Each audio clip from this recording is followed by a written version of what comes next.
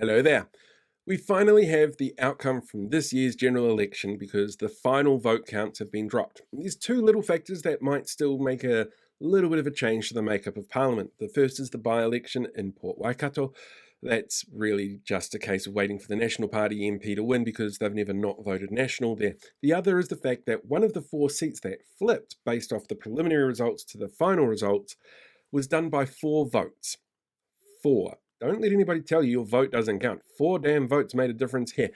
And there's most likely going to be a recount request issued from the Labour Party just to double check because that is such a slim margin. Of those 4 seats that flipped, 2 of them went to Te Pāti Māori, that was Te Tai Tokoro and Tamaki Makaurau, and 2 of them went back to Labour. They were held by Labour MPs, the National Party MP was the winner of the preliminary count, and then the final count with special votes added and Labour sort of pipped them at the post.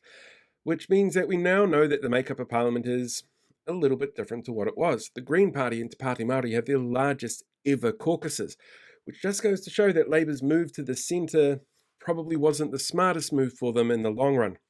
We also know that about 1 million people, just shy of 1 million people, enrolled to vote or updated their enrolment details during the voting period.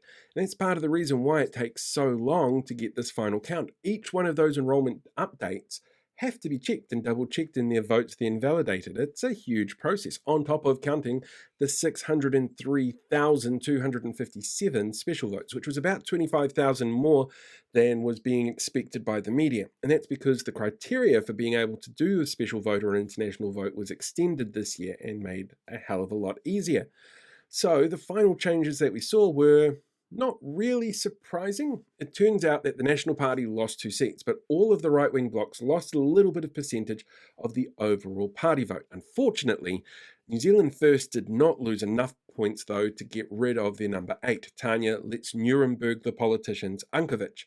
However, that does just go to show all those conspiracy theory cookers out there that were like, oh my god, I can't believe she got in. The system does actually work, and you're not being held down. You're just not liked.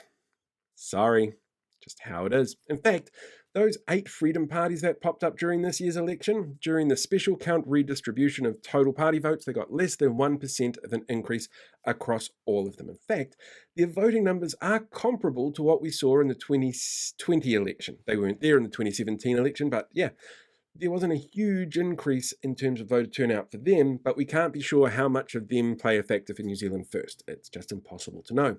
We also know that the total overall vote count was down a little bit this year on the 2017 numbers and down a lot on the 2020 numbers.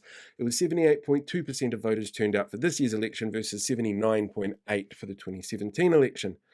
So we know now as well that we're going to have 3 seats extra in Parliament. I don't know where they're going to fit them. I don't know what the room is like there for them. Which meant that that 1-seat majority that we saw on the preliminary count on voting night was never going to hold anyway, and National was always going to need New Zealand First to be able to do anything. And whether or not that's a supply and confidence agreement or a full-on coalition, we're yet to see. The fact that Winston Peters and David Seymour refuse to speak to each other still, I'm sure is going to bode particularly well for the entire country, and there's nothing that could possibly go wrong with that. Anyway, those are the election results. This is what you got. This is what we have to work with for the next 3 years. It's done and dusted. Go put your feet up, have a drink. I'm going to go take a holiday. I will catch you guys all later.